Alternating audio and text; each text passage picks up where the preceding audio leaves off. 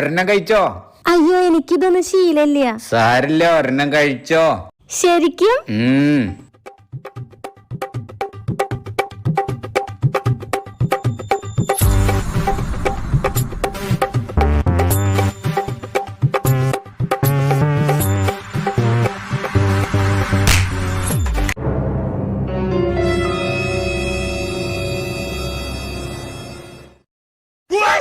ഞാൻ ആരേ വീട്ടിലെ മഹാറാണി.